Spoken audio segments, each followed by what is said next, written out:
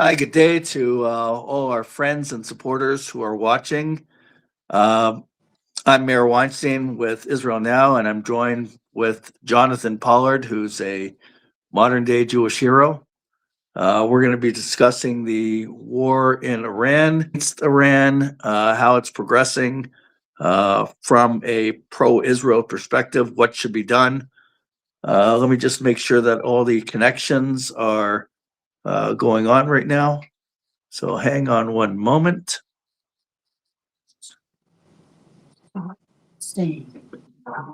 We're live from YouTube, from Twitter, which is known as X, Facebook, and whoever's watching it, please share it on whatever social media platform you use.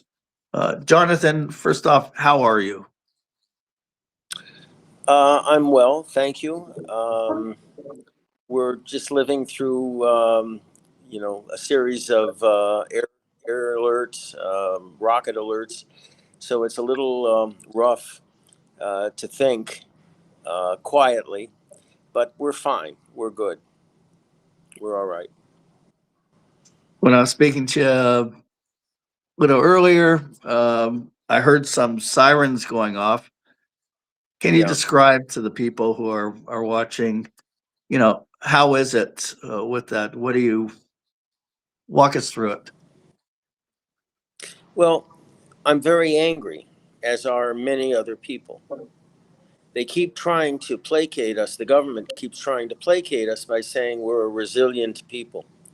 And I could care less about that characterization Mm-hmm. because the fact of the matter is there's no reason why we should be suffering these bombardments. And it's a lot worse here than I think it's being reported for security reasons and also for psychological reasons here.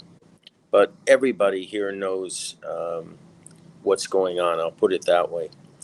Um, this situation that we're in right now is the result of a political establishment, left, right, and center, a political establishment that combined with a leftist army high command, uh, basically, we call it mowed the grass, kicked the can down the road, uh, believed in quiet for quiet, and we allowed our enemies in Iran and in Gaza with Hamas and Hezbollah in Lebanon free reign to build up an arsenal of existential quality that could destroy this country. And so October 7th, we call it here the misconceptia, and that's what it was, just like 1973. And we haven't gotten rid of those guys, by the way, that produced that debacle on October 7th. And even after the 12-day war, the so-called 12-day war against Iran, we allowed it to be ended prematurely. And then, to make matters worse, all of us here in the country watched Iran rebuilding, and in Hezbollah as well. And we didn't do anything. Well, we had what we call a plinking campaign in Lebanon, attacking certain individuals, but in Iran, nothing. And there were those of us, myself included, that were screaming and yelling, quite uh, practically. I'm not being, rhetorical in this. I mean, we were literally screaming and yelling. You're letting the enemy build up another existential threat. And then finally, um, it was established that the Iranians were very close to a nuclear weapon, which didn't come as any surprise to us here. Again, because Mm-hmm. most of us here were very well informed about the progress of Iran's rearmament. And so now, okay, we're fighting back, but we aren't using the one weapon we should use to prevent these rockets from coming in on us here, and that is an electromagnetic pulse strike. Yes, it's a nuclear weapon, but we're not blowing up cities or anything else like that. And when I've discussed this issue with people in the military and the national security field, they're appalled. Why? Because the Americans would never let us do that. That's what they say. The Americans won't let.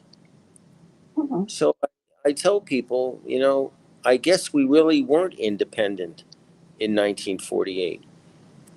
Rabbi Kahana, may his blood be avenged, once said that we are a country in need of a couch Yes. because we haven't gotten over the shtetl, the galut mentality. And you can have all the F-15s and F-35s and aero missile systems. You can have all these high-tech equipment. But if you still have a galut mentality, an exile mentality, you end up putting up with what I'm looking at right now, which is debris coming down from interceptions over Jerusalem, over the Temple Mount. Right. Okay? So it's a question of perception, and it's a question of appreciation of who and what we are. I do not believe that we should be a colony or a reflection of either the United States or Europe or Western civilization. We have our own unique history, our philosophy, our code of ethics, our way of waging war. And in a weird sense, and I know this is going to be somewhat controversial, but we have more in common with our neighbors here than we have with North America or Europe. We are just one more tribe here, okay? Mm-hmm. One tribe, an independent tribe, a tribe with a very long history here. But we are still of this area. And for those of us coming back, it's a reorientation. I was never under any illusion because I had to fight a lot when I was growing up against anti-Semites. And with every punch, they just convinced me that I had to go home. And where I am now is our home. Absolutely. I don't care how long, for example, an American Jew has lived in the United States, it is not their home. This place here, Eretz Yisrael, the land of Israel, is a Jew's homeland. All of it. All of it. And I know that bothers a lot of it. It's uncomfortable for American Jews in particular, maybe even Canadian Jews, although I think there's been a turning now in places like Canada and Australia, where people now understand, hey, we aren't wanted. We're second-class citizens. Yeah. We're shot at. We're beaten up. We're assaulted. I mean, we're maligned, and no one seems to care at all. Okay, wake up.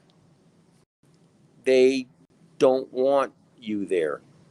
Okay, and it's not just the liberals; it's society in general.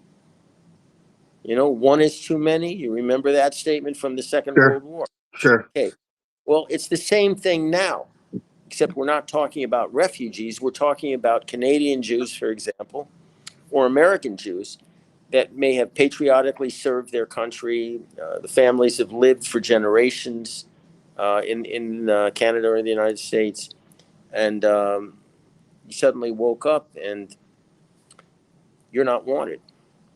Well, that certainly hasn't come as a surprise to people like maybe you and me, but to a lot of comfortable Canadian Jews and comfortable American Jews, this is frightening because the feelings they have, you usually you associate with people running from the Cossacks or the Nazis, or, but ask a French Jew.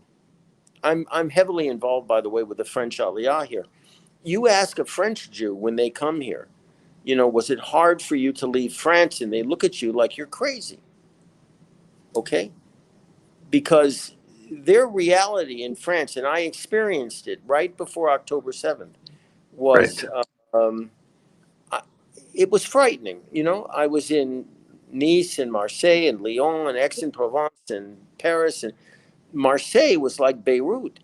I remember Beirut back in '83, and gunfire all night, and Jews hiding their Mogen Davids and not speaking Hebrew on the street, and and I took my kids, my daughters, because with me on my speaking tour, because I wanted them to understand not just the reality of Galut, but how critically important it is for us here in Israel to develop our own military self-sufficiency, to break this guilt complex we have of trying to please the West Hmm. all the time. I don't care about pleasing anybody. I care about defending our God-given land and protecting our people. Full stop. And if that's an inconvenient truth, so to speak, for certain American Jews and certain Canadian Jews, then with all due respect, that's their problem, not mine. Right. Right. Let me ask you just this war that's going on. A couple questions. Big issue right now being discussed is Iran's oil fields and their gas fields. President Trump made a statement yesterday regarding an Israeli strike on uh, the gas fields in South Park, Iran. Right. South Park gas field. Yes. Let me just address this quickly.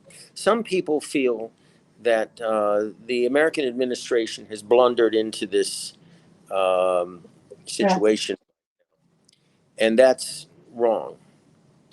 I know how these things are done, and there were a range of options and scenarios that were presented to the president, and all of them have known unknowns, as a former Secretary of Defense would call them, and some unknown unknowns. But luckily in this case, and I say that advisedly, luckily in this case, there was no alternative, because it was quite clear that the Iranians were very close to developing a nuclear weapon, plain and simple. And they admitted it. Right. Um, Witkoff was quite clear in explaining that within the first minutes of their first conversation with the Iranians, that came out, and that's when they realized there's no sense talking to them at that point. So let's just put these cards face up on the table. President Trump and Bibi Netanyahu had no choice. This was a war of no choice. Okay, plain and simple. Did anyone think that the Iranians would attack Qatar or Saudi Arabia or Kuwait or Bahrain or the UAE or Oman? Yeah, that was one of the scenarios. Did anyone think that they would close the Gulf to tanker traffic? Yes, they did. The problem was, and this was a mistake, there was an inadequate mobilization of resources, of American resources, to take those possibilities into account. And I blame the Democrats for that fact. They have been undermining the president's attempt to defang the Iranians at every opportunity for political gain. I mean, they don't care about the security of the United States. I think, people have been disabused of this notion that the current Democratic Party is a patriotic party. It isn't. Right. So now, with the one fact I think a lot of people should understand, and it hasn't been talked about a lot in the press, is that there is tanker traffic in the Gulf going through the Straits of Hormuz. They are Chinese tankers Mm-hmm. going to Ireland, getting filled up, and sailing out. Okay, and the president, for whatever reason, and others have chosen to avoid making that. Okay, Right. so um, when the issue of Carg Island has come up, a lot of people really are unaware of the facts dealing with that island. Uh, it's not suitable for an amphibious landing, even if the U.S. had the forces available, which they don't, to Mm-hmm. invade, or airborne forces for that matter. It's a very small rocky island with millions Right. and millions of barrels in tanks, and which could be blown up in a heartbeat and produce an apocalypse in the Gulf. However, when the time comes to shut Carg Island down, which means to shut the Chinese connection down, either a conventional EMP or precision guided munitions can shut the pumps and the electricity, the generators down on the island, and that's it. Nothing's being pumped off that island. The Chinese ships Mm-hmm. aren't going to be touched. There's nothing to pick up. As far as another island, it's called Keshem, off the Mm-hmm. coast of Bandar Abbas. This is a bit of a tougher nut to crack because this is where a lot of the missiles and drones and kamikaze boats are based in hardened facilities. And the US and Israel are going after those facilities now. But as far as a landing on that island, it's a very big island. As far as a landing is concerned, um, hmm, uh, more Marines in particular would be needed than the 25 that are coming to the area on board the USS Tripoli, which are a Marine Expeditionary Unit of about 2,500 men. You need a Marine Expeditionary Force, 14, 15,000 men to take that island. Personally, the day after, however it's defined, I would feel a lot more comfortable if the United States turned Keshem Island into a Guantanamo Bay type environment where the U.S. would have a 100-year lease, if you will, on that island. Mm-hmm. Um, my own preference, and I've written and talked about this, is that there should be a marine landing at a place called Chabahar in the Gulf of Oman, which is in Baluchistan. It's an area of Iran that's ripe for rebellion, along with Kurdistan and the Azeri Right. area and the Sunni area along the coast. Uh-huh. Um, because what would be the point of this? The point would be then you'd have a port, you could bring in additional American forces, and you could have a free Iran under the leadership of the crown prince. He could raise an army, and you could then march up country to Bandar Abbas and Keshem Island. These are the scenarios which I am certain were discussed and are on the table. But right now, and I was asked this by a lot of people today, what did I think was going to happen with the Saudis in particular? Because their foreign minister, who's a rather truculent individual, said that the Saudis, the kingdom, is considering its options now, whether to do something kinetic Mm-hmm. uh, or political. Now, kinetically, and I think people have to realize this. I think the Saudis are not going to go up the escalation ladder. Okay, I think if you want to know what they might do, look and see what has happened to them at the hands of the Iranians. And that will guide their actions against Iran. Okay. Um, would they ask the Americans for help? Yeah. Would they ask the Israelis to help? And the answer to that is yes. And the Israelis would be very happy to do it. Why? Because our objective, look, let me back up a second. There are two war plans at work right now. There's the American war plan and there's the Israeli war plan. They're parallel war plans.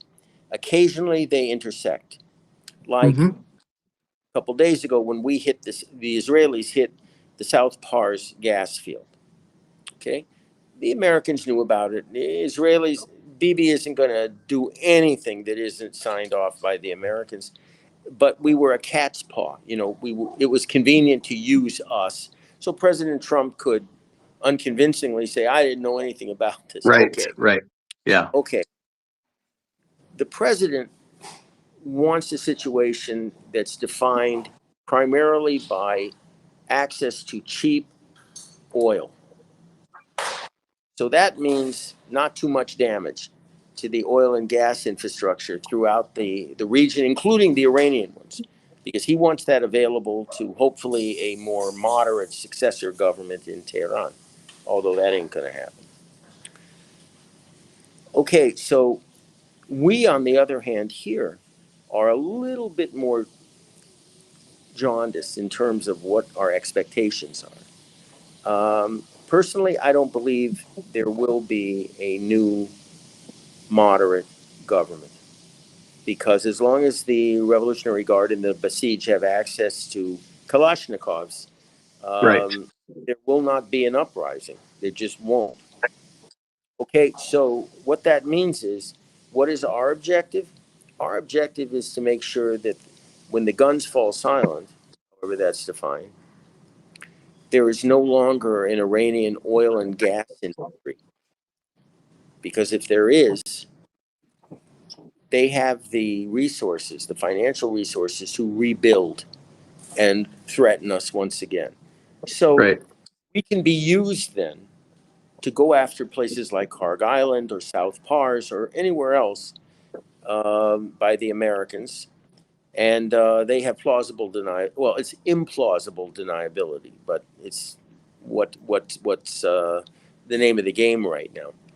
Now, the Saudis, I think the chances are 50-50 that they're going to do something kinetic. And they will follow an escalation ladder. They will retaliate as best they can for what they've suffered. And if the Iranians continue to hit them very hard, and they go to the Americans, the Saudis go to the Americans for help, the Americans could very easily say, okay, we've sold you everything you need. You're going to have to come all in. Everything now. Your whole Air Force, your Navy, everything. And that's the question I don't know they're prepared to play. It depends on how hard they've been hit. Okay? If it's a replay of Abcake that happened a couple years ago where their production was taken offline, they may say okay. And they would welcome at that point Israeli participation. We would say okay. We'll put our IOU in the bank, and we'll discuss this at some future date. There is, however, another option for the Saudis. That, um, yes, to shut down Karg Island, and I explained how that can happen without creating an apocalypse, an oil apocalypse in the Gulf. But they can go to the Chinese, and they can say, look, we're a better bet than Iran right now. And we are willing to give you exactly what the Iranians are giving you, which is about 1.5 million barrels a day, out of Yanbu in the Red Sea. And we'll give you the same concessionary prices. All you have to do is stop buying oil from the Iranians. Now, would the Saudis do that? I mean, they have a total capacity of moving about 5 million barrels a day across Saudi Arabia from the Gulf to Yanbu on the Red Sea. And so 1.5 million barrels is an awful lot. But it's not so much when you think about what the consequences to Iran would be, they'd be cut off completely. And you wouldn't have to attack the South Pars field. You wouldn't have to blow up the Abadan refinery. You wouldn't. Basically, it's a non-kinetic way of basically bankrupting completely the theocratic regime in Iran. So Choking them out of business. choking them out of business. And Russia? Russia's going to allow it? So I don't know if these ideas are on the table or not, but I'm sure I have a feeling they are. As far as Russia is concerned, look, Trump has given them a breather, and their tankers are now all turning around and going to Europe and other places where they were previously seized, their shadow fleet, so to speak, shadow tanker fleet. Right. And I don't want to see this. Those tankers should be seized. The Russians are not our friends. They're not part of the solution. They're like the Chinese and the North Koreans and the Iranians. They are the problem right now. So, as opposed to most of my friends that are, fixated on the Gulf and what will happen there, I actually am not. I'm fixated on Lebanon and Gaza because these are the proximate threats to our existence. And Bibi and the generals have shown an absolute refusal. They've refused to do what is necessary to decisively defeat Hamas, kick out the Islamo-Nazis from Gaza, annex or apply sovereignty to Gaza, and to annihilate Hezbollah up north in Lebanon and seize southern Lebanon, which again is biblical land for us, from the Awali River, not the Litani, but the Awali River south. And then we'll call it a day and see what happens at that point. But our northern people understand we have a lot of internally displaced people, both from the south and the north. Still, nobody talks about that. If you go to the north, the place has had the crap kicked out of it. Right. Farms are destroyed, the businesses are destroyed. And Bibi, he doesn't care, honestly. He really doesn't care. Because if he did, our army would already be on the Awali River, and the reconstruction of the north would already be 2 years in. So let me ask you about that. Okay, so you have lots of Jews displaced in the north because of missile fire from Hezbollah. You still have Jews displaced in the south of Israel as well because of Hamas. What would happen if one or a few missiles were landed in the United States from either Iran or proxies of Iran?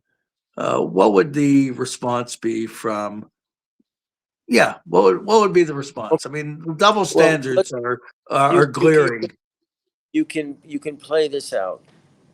There's a report that the Iranians were considering launching drones against targets in California. Yeah. They were working on ICBMs to hit the United States, and an ICBM that's conventionally armed doesn't make any sense. It's for a nuclear warhead. So these are real threats. So let's say one of them materialized. What would the United States do?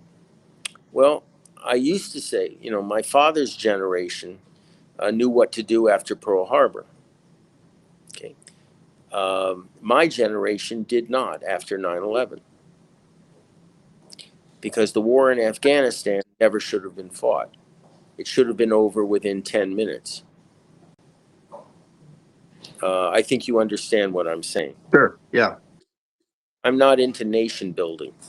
If you go to war with me, and you butcher 3,000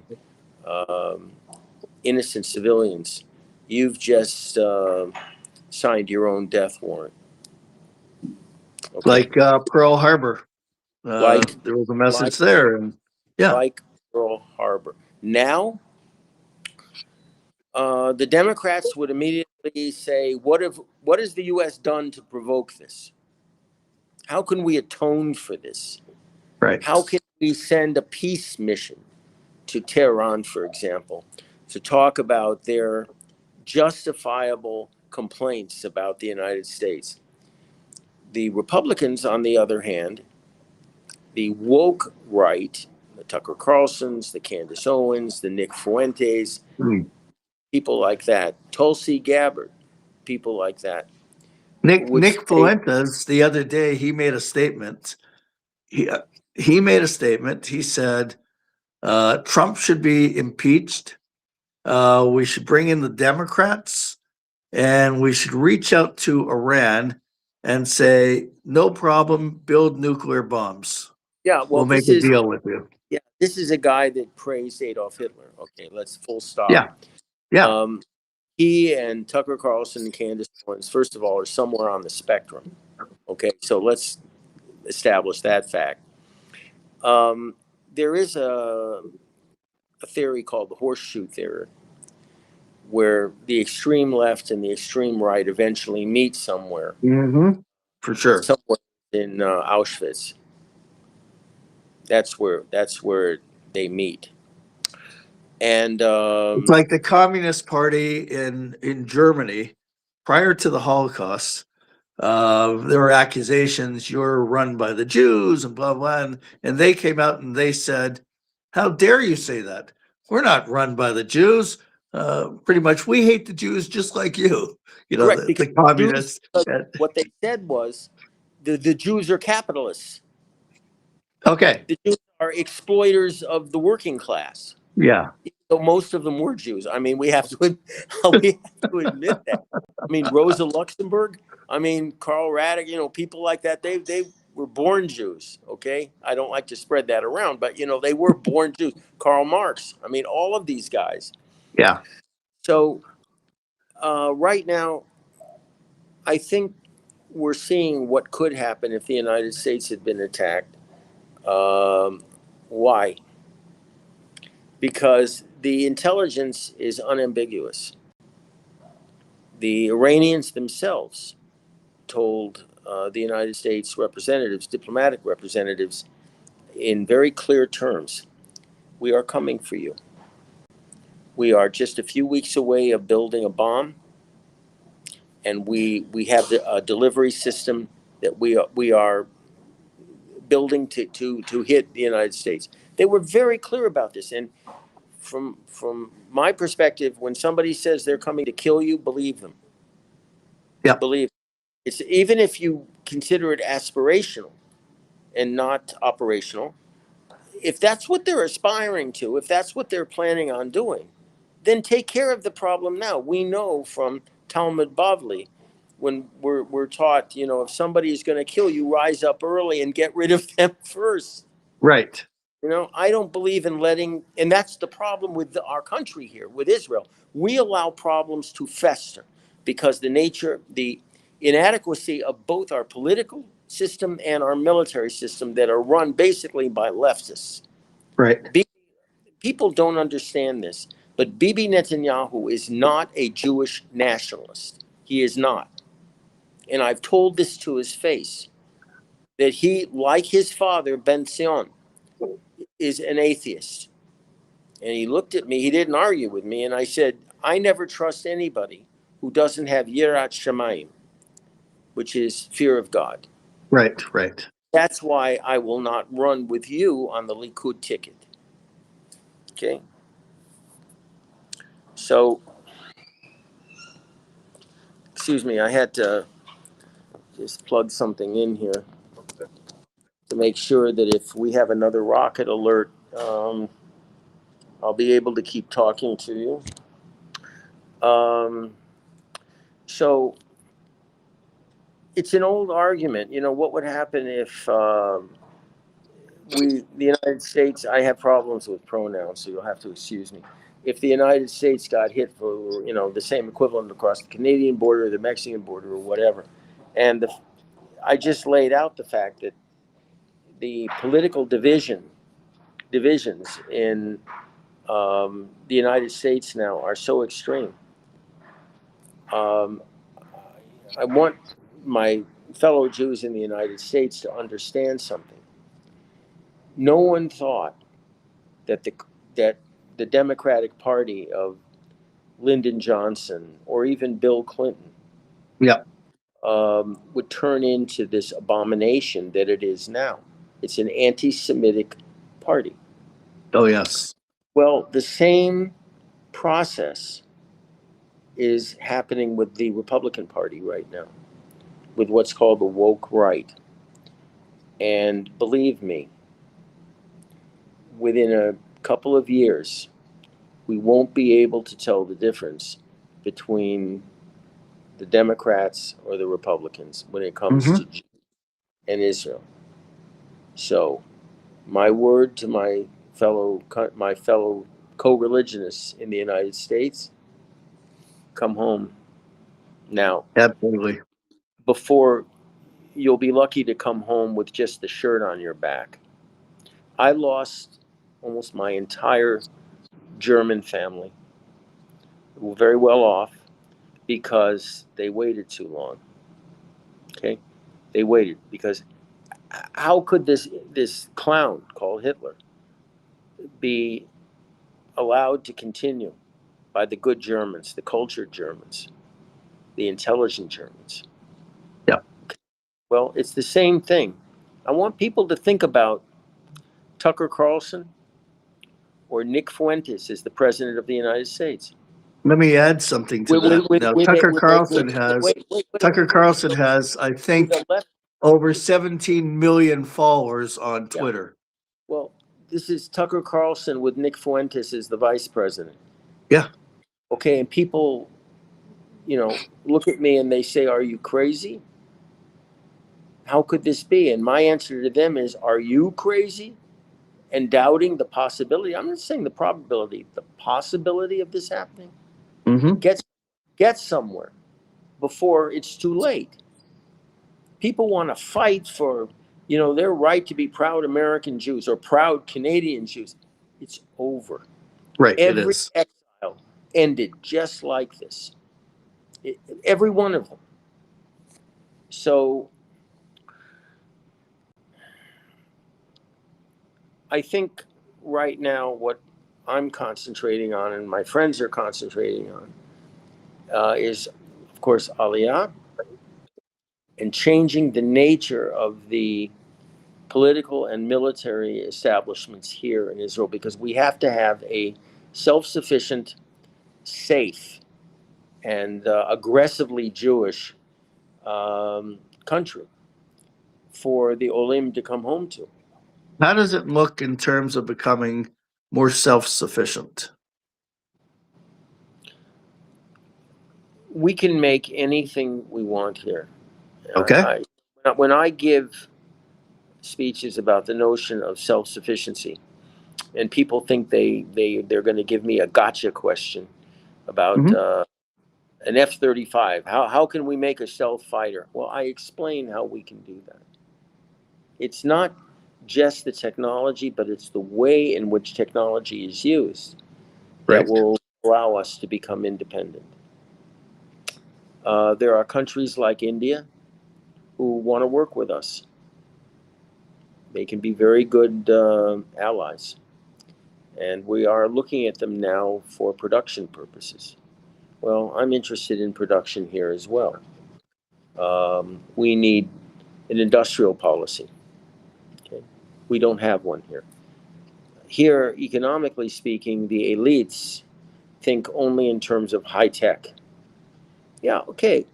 So they have a public offering, and then they retire to the Riviera. So what happens to our production capability? Well, it doesn't exist for these people, this line of thinking. So we have good businesses here like NVIDIA, and we have Intel and other high-tech companies here, but that's shouldn't be the totality or entirety of our industry.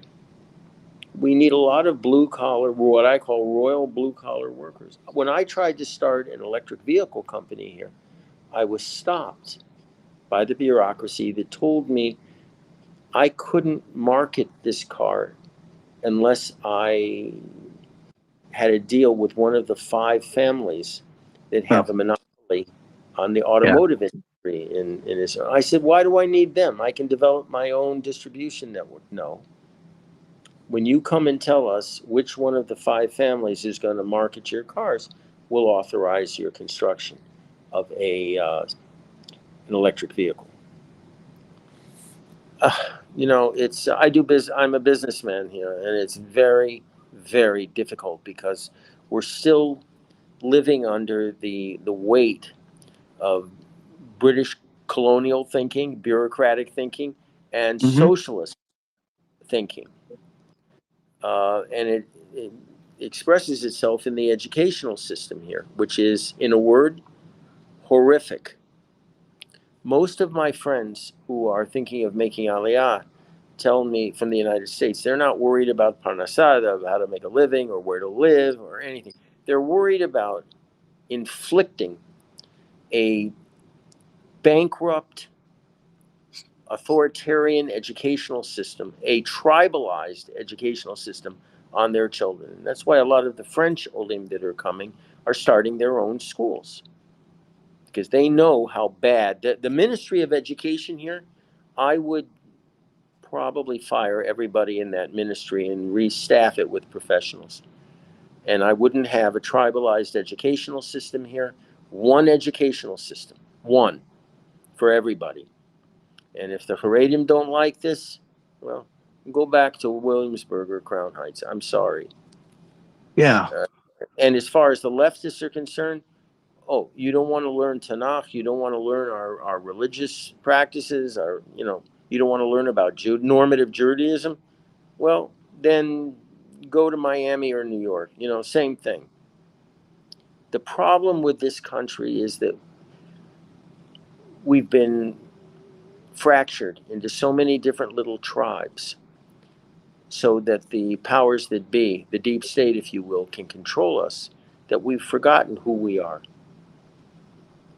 And so it's I would say, somebody asked me once if I had the choice of any ministerial position, what would I take? And I shocked everybody by saying I would want to be the Minister of Education.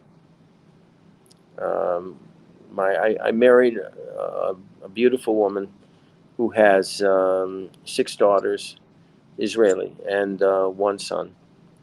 And they were victimized by a corrupt educational system that didn't care. They were de-educated. That's the problem. They de-educate kids, left, right, and center in this country. They de-educate kids. The teachers aren't paid enough to attract well-trained individuals. My attitude, Ministry of Education, is as important as the Ministry of Defense, because the Ministry of Education is our future. And if you're not teaching children appropriately, what future do we have? So it's we have problems, there's no question, but I'd still rather deal with these problems. When somebody tells me here they don't like me, I know it's not because I'm Jewish. It's because they don't like me for personal reasons. In New York or Ottawa or Toronto or places like that, people don't like me because I wear a Mogen David. That's why. I can't deal with that. Right. So, do you see a resurgence, a reawakening in Israel of identity? Shortly after the war started on October 7th, a few friends of mine and I spent a lot of money making patches for the army, Moshiach patches, Mhm. Beit HaMikdash patches.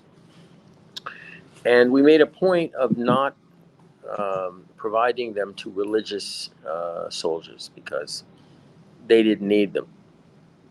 They knew that we were fighting Al Kiddush Hashem, the sanctification of God's name for our survival. But what I found interesting was that the leftists, the Chiloni as we call them, were putting on multiple patches on their arms. And these guys were all tattooed and they had Right. metal and they just, they ate white meat. That's the, Right. what they call Ham. pork. Yeah. And, I asked a couple of them, like, why are you putting a Moshiach patch on your uniform? And they said that October 7th woke them up. That just like the Churban, Europa, the Holocaust in Europe, where Jews of every particular political and religious stripe were herded all together onto the cattle cars going to Auschwitz and other places. That attack across the border was meant to kill Jews, plain and simple. Leftist Jews, conservative Jews, atheist Jews, it didn't matter. We were all in the same situation. And so if that's the case, they said, we want to know what we're fighting for. And so they put a Moshiach patch on, or they put a Beit HaMikdash patch on, because for them, this represented their awakening. And there's been a tremendous awakening here in Israel since October 7th. And I'm sorry it took that disaster, that debacle on October 7th to wake people up. But when people say to me, where was God? Where was your God? I say to them, oh, God was here. Because it could have been worse. Hezbollah could have come in. And right now we'd be fighting in the suburbs of Haifa. Or the Iranians could have come in with a rain of missiles on us, catching us off guard. So it wasn't Chester Panim. It wasn't a situation where God hid his face from us. Sometimes the Jewish people need a bit of a punch, not a a knockdown, drag out beating, but just a punch. Right. And for me to say it could have been worse, trust me, it's an educated statement. Right. No, I know. It's an informed statement. We know it could have been worse. So for these guys, the guys that didn't have any kind of religious background, this was an amazing awakening for them. And they are now more rooted in the land and more receptive to learning about Judaism and our customs, their customs, than at any other time, I think, in this nation's history. After my wife, Esther, Aliya Shalom, died, I didn't know how to memorialize her, so I started a kindergarten in Tel Aviv called Gan Esther. And a lot of the people who send their kids there are, well, not religious. And the school is what we call Dati Leumi. It's modern Orthodox. But kids wear kippas, the girls are dressed modestly, whatever. And at the dedication of the school some time ago, I had the occasion to ask a husband and wife, two parents, why they sent their kids there. Because, well, I couldn't look at the wife because I think she wore more clothes on the beach than she did that night on this occasion. And the husband was just completely tattooed. I mean, high tech, okay? Drove up in a Porsche Cayenne. I mean, they had money, and he was just tribal, just completely covered. And he looked at me and he looked at his wife and he said, our parents he's referring to his wife as well. Our parents never taught us about God or why we were here or what our obligations were to this land. And we're hoping that our children will teach us. And I looked at the rabbi that was standing next to me, who was literally shaking. And I said in Hebrew, Zeh Geulah, this is the Geulah, where we're taught. When the Geulah comes, it will be the children teaching the parents. So Yeah. it's happening. It is happening. And what we need more than anything else in this country right now is achdut. It's a family concept, unity. My wife, Esther, when I got home here, took me to Meir Weinstein, and she looked at me and she said, I know you've never been here, but and these people dress differently from you, they pray differently from you, they speak different, they think differently from you. But these people kept our faith alive for 2,000 years in the Galut against every kind of threat imaginable. So you may not agree with them, but you must respect them and deal with them with love. Then she took me into Tel Aviv and showed me places that I thought no good religious uh, the girl would know about. And she said, these people don't look like you. And I said, thank God. They don't look like you. They don't sound like you. They don't think like you. But they are your brothers and sisters. And you have to treat them with love, because they will at one point want to come back. They will need a bridge back. And you have to keep that bridge available to them. And that's my philosophy going forward right now.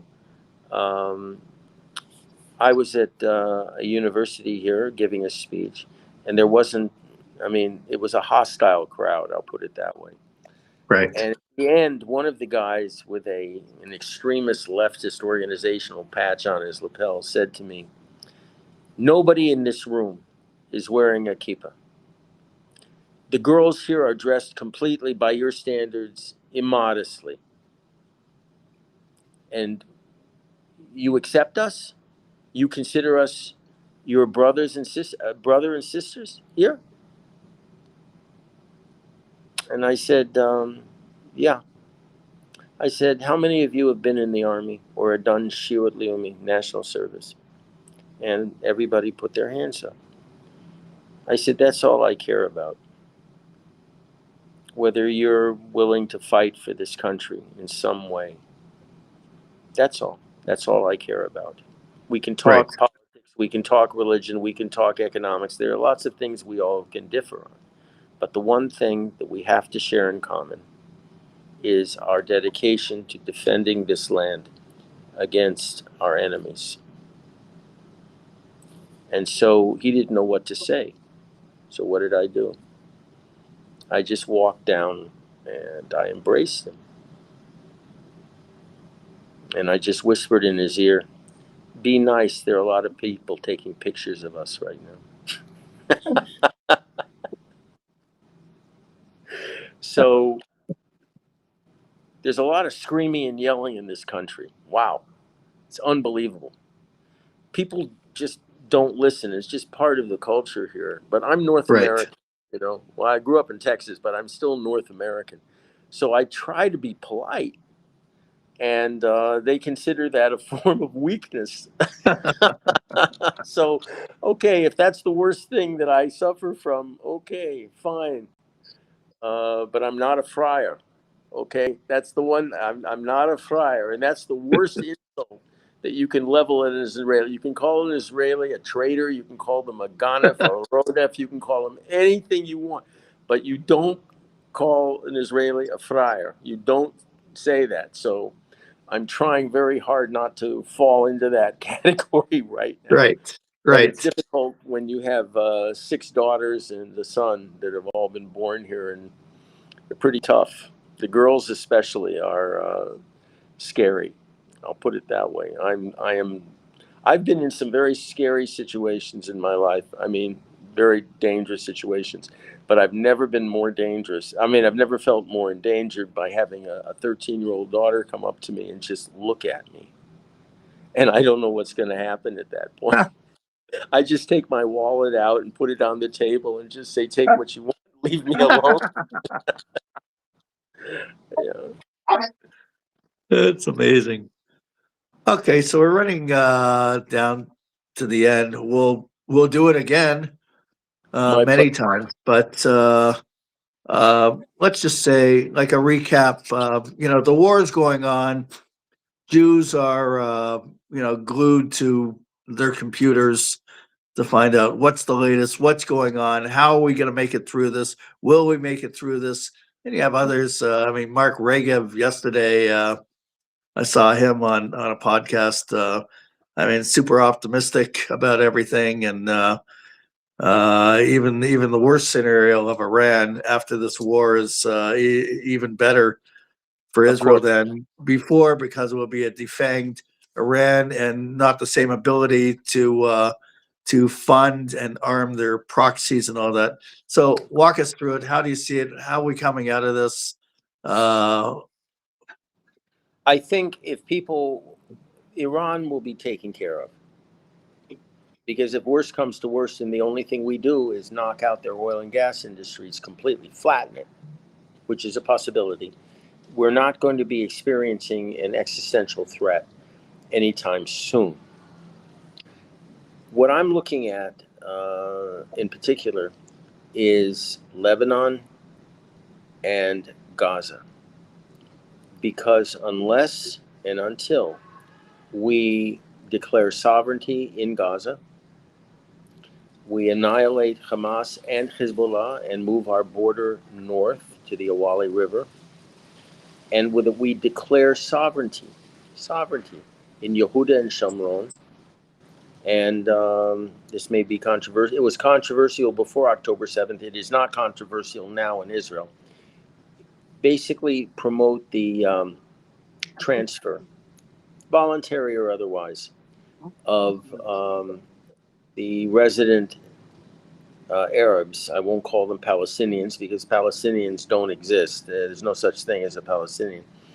That we encourage their departure for Syria, Jordan, or other parts of the Middle East.